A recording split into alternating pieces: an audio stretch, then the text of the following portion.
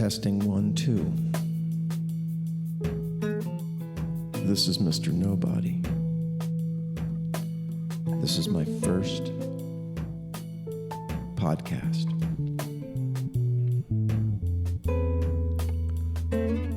Where do I begin? I'm going to tell my story, and I'm going to do it without referring to facts or figures or science. All things that I have a lot of respect for. But somehow this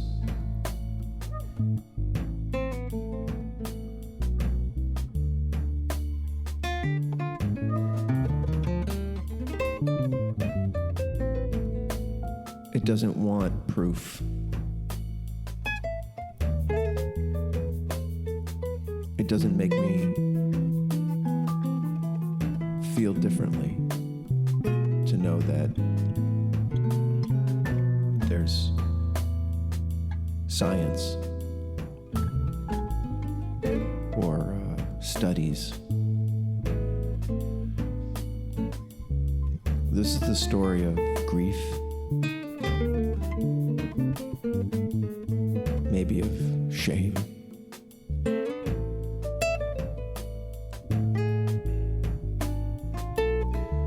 and it's my commitment to not leave it bottled up inside me.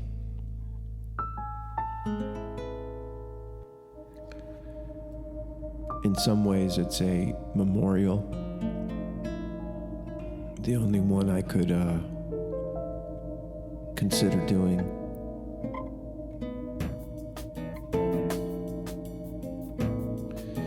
You see, I named myself, or should I say renamed myself, Mr. Nobody, after my son, after my son died.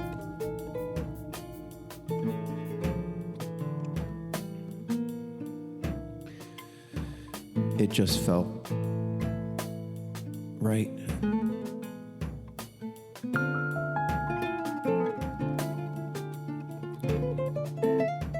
But I won't go there just yet.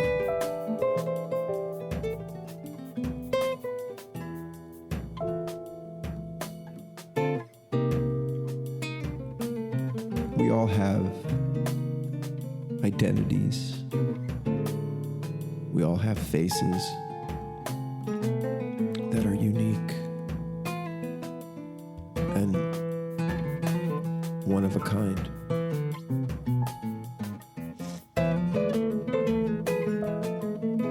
We all have lives and histories that are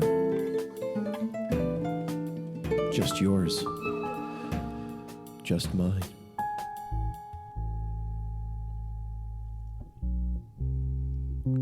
For the last, I guess, 2.5 years, I have been wallowing, I suppose, seething and raging in my emotions.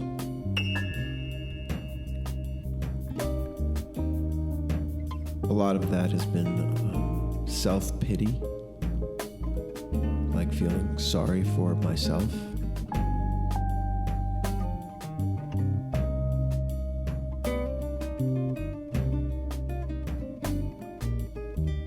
A massive amount of anger. A massive amount of anger.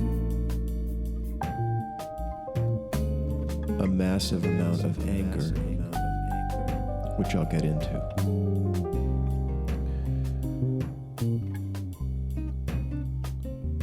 Like a lot of people, maybe I never thought I would do anything like this, even though my background is in entertainment, insofar as I am a guitarist.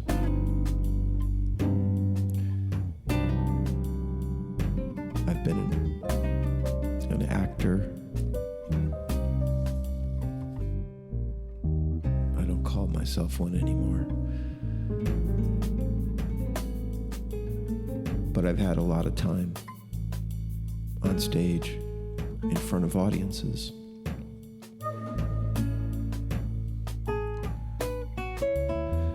An actor is somebody who pretends to be somebody that they're not. I guess in that way, I'm still an actor. Which is cool. Which is cool. Which is cool. Because that's what we all do. We show ourselves to be identities that we hope we are, wish we were, and in some cases actually are.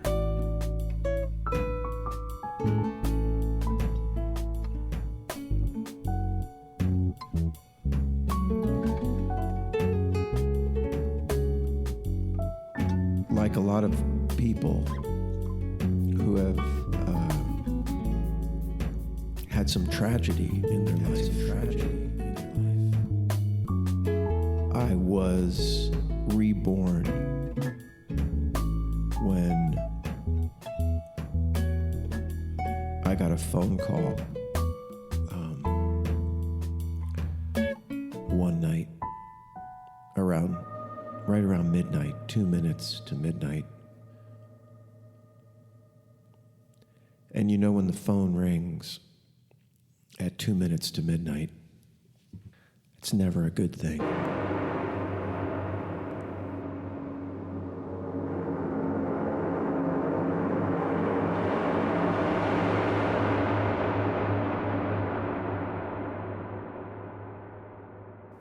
You're not getting a call that you won the lottery or got a job or a gig or I don't know, some good news.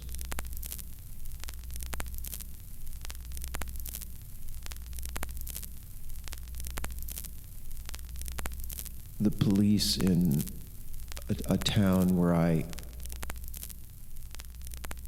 did live were calling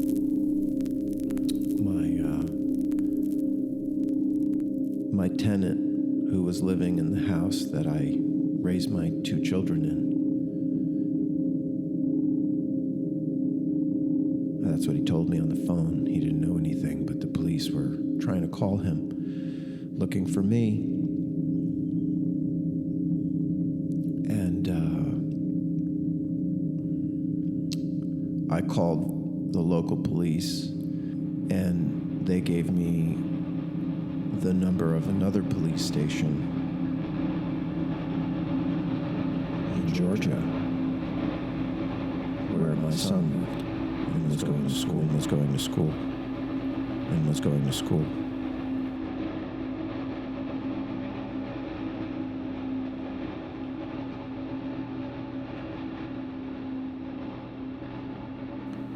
My beautiful wife went down to her mother's apartment, which was on the ground floor, and which was kind of late to do that. It wasn't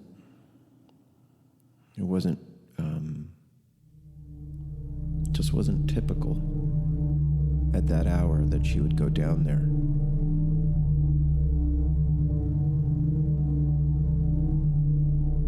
So I was alone in our apartment, and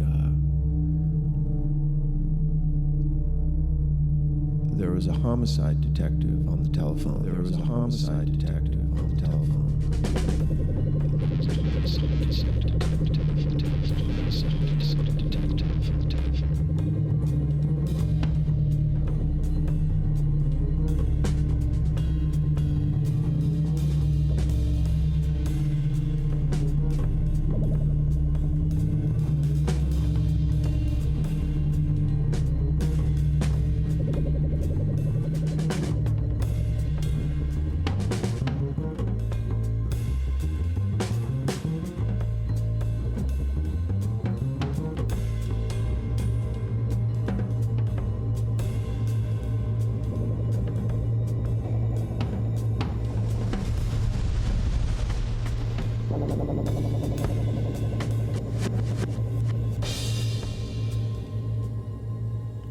But you know, I am getting ahead of myself.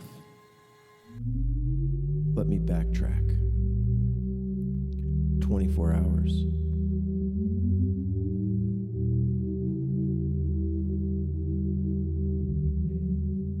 It was a Thursday.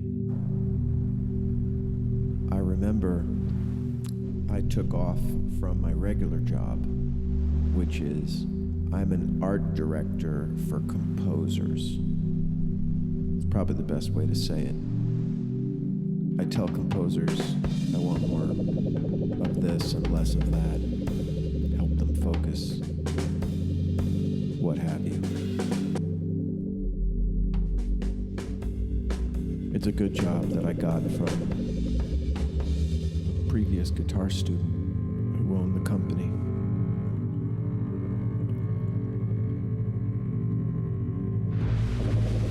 A friend of mine who is an extraordinary cabinet maker asked me if I could help him paint an apartment. I live in a city. It really doesn't matter what city. But it's not so easy to find people that you can really trust to get the job done right.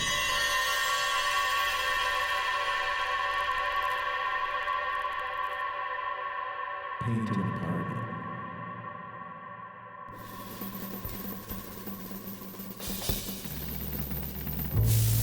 And he said, I'll pay you really well. And as much as I like my job,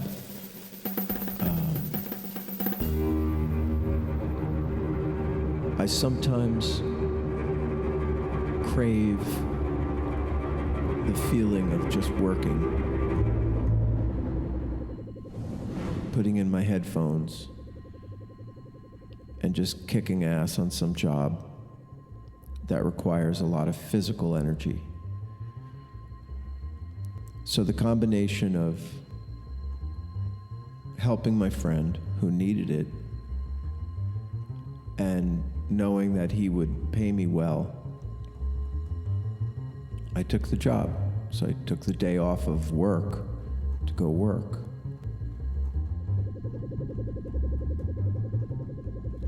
I don't want to give you the wrong impression that I'm, like an early riser and one of those guys that is just really super dependable and a hard worker. Even though I probably am dependable, I am not an early riser. So I got to the job around 11 and made a game plan. And then executed it, like one room at a time. I would do this part of it, and move to the hallway, and move to the kitchen, and move to the bedroom. And it was absolutely a marathon.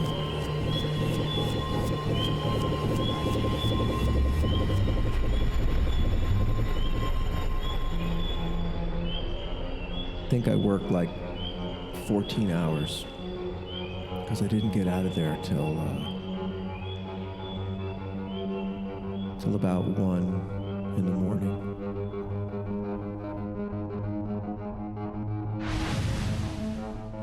But I got it done. And a good thing about the city is that there are these terrific 24-hour stores, and there was one on the corner.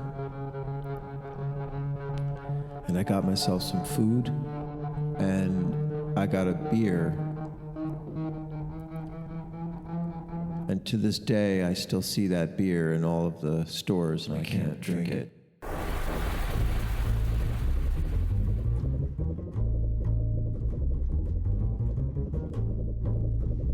I went home and put my food in front of the television with my lovely wife, who's also one of my music collaborators and not the mother of my son. And I didn't know it at the time, But my son was injecting himself with whatever fentanyl heroin mix he picked up. Right around that time, and the weirdest thing happened. I went into the bedroom, and for sure I was tired from just the physical job. I should also say that I got paid $500, which was fucking great. I thought of all the different things I would do with $500 that I made in one day, honestly made in one day. I have made more than that dishonestly in my past, and I'll get into that.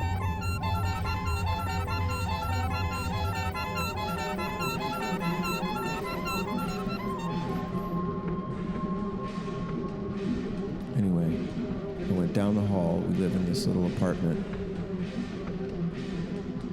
And I laid down on my back on my wife's side of the bed, which I never do. And I just laid backwards, and I fell into the darkest, dreamless, but terrifying sleep.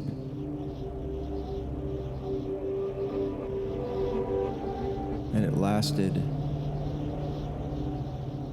I don't know, an hour? And this was pretty late at night. This was, 2:30, 3 in the morning. And that's the exact time that my son was dying. However you die from that shit, like your heart stops and you forget to breathe. He was laying in his bed with his headphones on, listening to something on his iPod.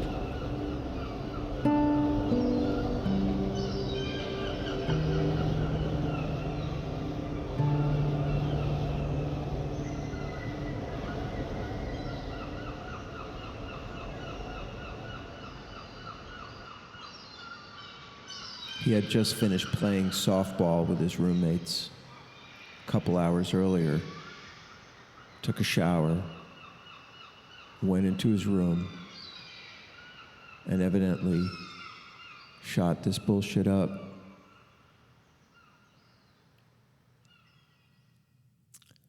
And so I was laying on my bed while he was dying. And you know how people say, like, they knew something was wrong? You hear mothers say that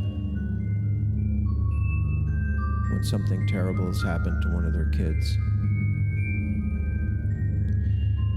I didn't know what it could be, because he had just left from a visit, and he went back to Georgia and started his last year of school that week. Even that day.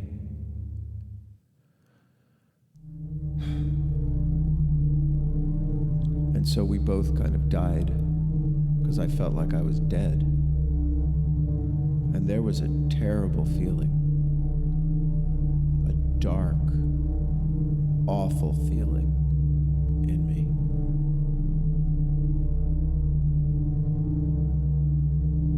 I got in bed and I made it back to sleep.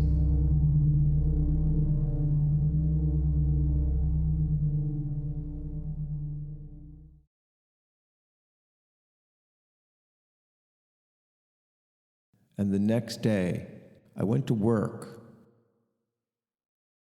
and I had been undertaking jazz guitar playing, and had up to that point committed myself to something like 3 years of hard shedding. They call shedding. They call shedding, like, and for some reason that day, a bass player with whom I work with, and I played through some tunes, shedding, they call shedding. And this is a guy that has some real chops and I respect a lot. Shedding, they call shedding. Like, he said to me, man, you're sounding really good. Smooth. Something like that. But it was like a compliment that you don't get unless you earn it. Shedding, they call shedding.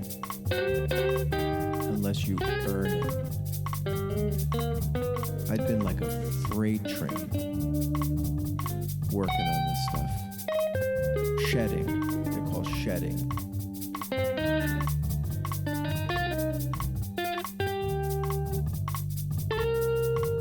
After this little jam session, I went to a ear doctor to get my ears checked because they had been humming and whistling and buzzing.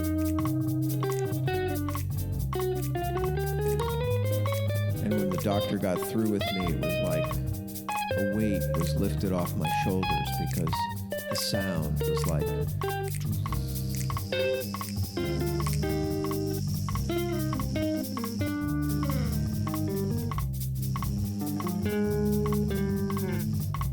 shedding. They call shedding. I thought I was losing my hearing or going crazy or both.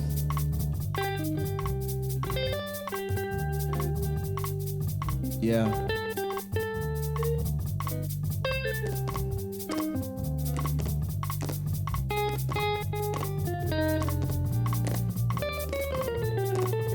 Shedding. They call shedding. It was like a dreamy day. It was a surreal day. And all that day, my son's body, his lifeless body that he shut off, was laying in his bedroom. And his roommates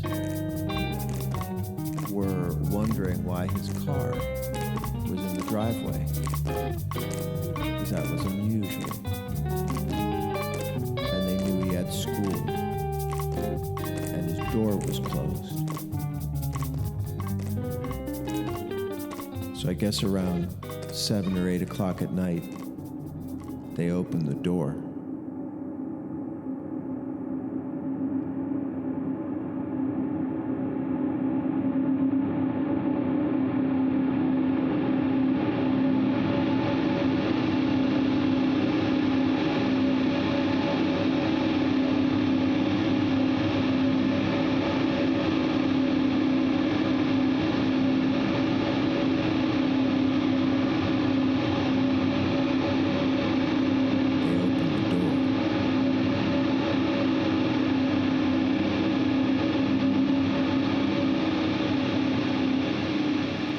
I know other parents who found their OD'd children, their dead children. And I am so grateful that I didn't have to do that.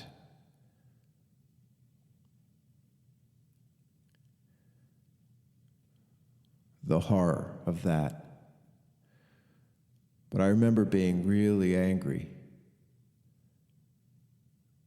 and just upset that his beautiful roommates, really nice people, not druggies, by which I mean not other people that were using junk that, wouldn't have given a shit or wouldn't have been a big surprise.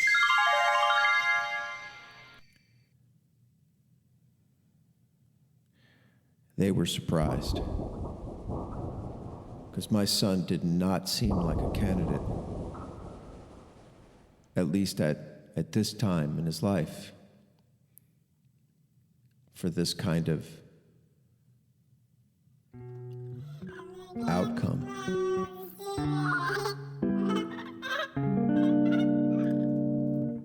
I know one of his roommates told me she tried to give him CPR, but obviously when you're dead that long,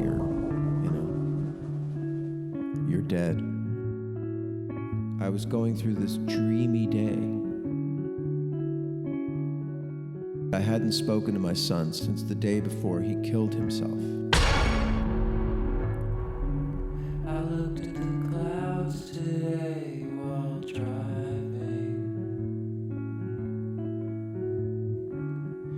Heavenly pillars, cavernous plateaus.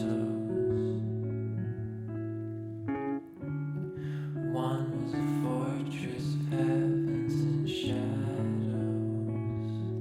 Yeah. Red light flashing, I noticed a dark cloud hanging over my head, following me wherever I go, and leaving a shadow Yeah. too far to run.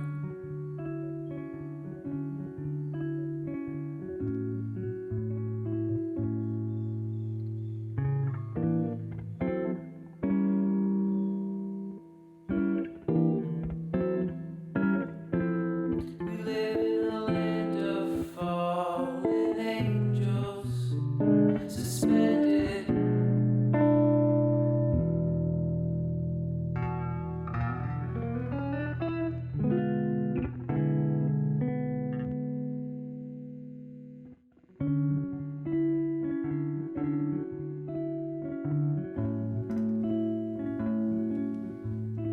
Yeah, son. I see the faces of those that left us. I'm jealous. And as I floated towards the clouds, thinking out loud, I know that I'm broken. I won't be allowed. I tried to resist, but nothing was worth it. Hands came to hold me, but all I could do was turn on them coldly, like nothing they said was enough. Yeah, son. They tore me, I couldn't stop it at all. I tore at the seams. I started to fall from that fortress I never noticed. I'm sorry.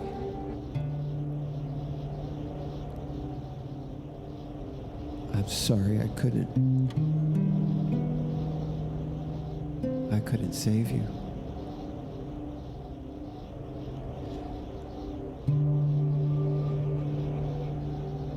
And that you turn to something that just destroys everybody it touches.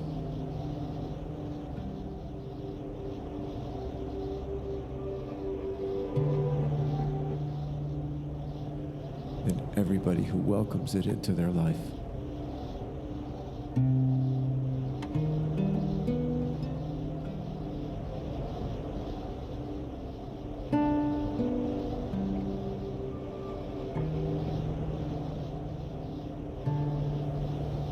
And he said, I'm sorry to inform you, but that your son is deceased.